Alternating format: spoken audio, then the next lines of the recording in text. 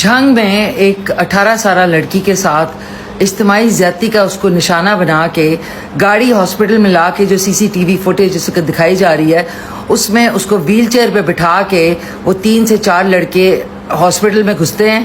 اس کی حالت زار ہوتی ہے اس لڑکی کی, اس کو وہاں پہ ہاسپٹل میں چھوڑ کے آرام سے گاڑی میں بیٹھ کے روانہ ہو جاتے ہیں. اور وہ لڑکی جو ہے وہ بیچاری لڑکی جو ہے ظاہر ہے جس ٹراما سے گزری اس سے وہ دم توڑ دیتی ہے اور وہ اس دنیا سے چلی جاتی ہے. مطلب کہاں ہے سی سی ڈی اور کہاں ہے جو ہے لا انفورسمنٹ ایجنسیز؟ اب جی پتہ لگا ہے کہ ایک لڑکے کو جو مین لڑکا ہے اس کو پکڑ لیا گیا. پکڑ کے کیا کریں گے آپ؟ باقی 3 کو پکڑ کے کب تک یہ ایسا ہوگا کہ جی پکڑ لیا گیا ہے؟ پکڑے تو سارے جاتے ہیں لیکن کوئی سزائیں ملتی نہیں ہیں. اس لیے پھر ایسے مجرموں کو اور شے ملتی ہے اور وہ اس طرح کے جرائم جو ہے وہ بڑھتے جا رہے ہیں. کب جو ہماری سپریم کورٹ ہے اور ہمارا جسٹس سسٹم ہے سپیڈی ٹرائل کر کے ایسے درندوں کو سزا دے گا؟ کب ہوگا یہ؟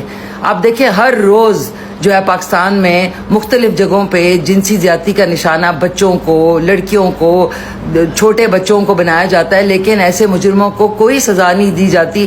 ان کو مچل کے دے کے جی بیل ہو گئی ہے وہ چھٹ جاتے ہیں, یا پھر ان کا اتنا لمبا ٹرائل ہوتا ہے کہ وہ ملی گینگ کی طرح یا ظاہر جعفر کی طرح جی وہ پڑے ہیں ابھی تک. ان کو تو سزا مل جانی چاہیے. ابھی مشی صاحبہ وہ جو کیمرے لگے ہوئے ہیں وہ کیمرے تو انہوں نے اس وجہ سے لگائے ہیں کہ اگر آپ اور میرے جیسا شخص کوئی جرم کر کے نکلے تو اور وہ ان کے خلاف ہو اور ان کا نقصان ہوا تو وہ پکڑ سکیں. وہ کیمرے تو آپ کے خام خیالی میں, وہ آپ کے میرے لیے کیمرے تھوڑی لگے ہوئے ہیں. وہ کیمرے انہوں نے اپنے لیے لگائے ہیں, اپنی سہولت کے لیے لگائے ہیں. دیکھیں گورنمنٹ کے کسی بھی دفتر میں آپ جاتے ہیں, کسی بھی دفتر میں آپ ان سے جو آپ کے اپنے حقوق ہیں جو قانون نے آپ کو دیے آپ اپنے حق کے لیے جائیے اور جا کر آپ ان سے بات کریں. وہ آپ کو اپنا فرض سمجھ کے نہیں کریں گے اس کام کو. اگر ان کو کرنا پڑ بھی گیا مجبوراً میں تو وہ اس وجہ سے کریں گے کہ وہ آپ پر مجھ پر احسان کر رہے ہیں. حالانکہ وہ گورنمنٹ آفس ہے, حالانکہ وہ پبلک سروس کے لیے بیٹھے ہوئے, لیکن ان کا رویہ, ان کا ایٹیچیوڈ احسان والا ہے کہ ہم پر احسان ہو رہا ہے. اور عوام بھی اس بات کی عادی ہو گئی ہے, وہ بھی شکریہ ادا کرتے ہیں, وہ بھی شکریہ. آپ نے اسپیڈی جسٹس کی بات کی, کون سا جسٹس؟ وہ جسٹس پھر وہی والی بات ہو گئی. وہ انصاف دیتے ہوئے سوچیں گے کہ کون سا احسان ہے, ہمیں ان سے ملے گا کیا کہ ہم ان کو انصاف دیں. آپ کو اگینسٹ میں کیا دے سکتے ہیں؟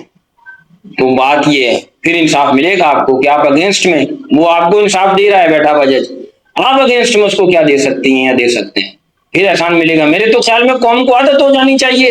70-80 سال سے ذلت اور خواری کاٹ رہے ہو, ابھی تو قوم کو عادت ہو جانی چاہیے ان چیزوں.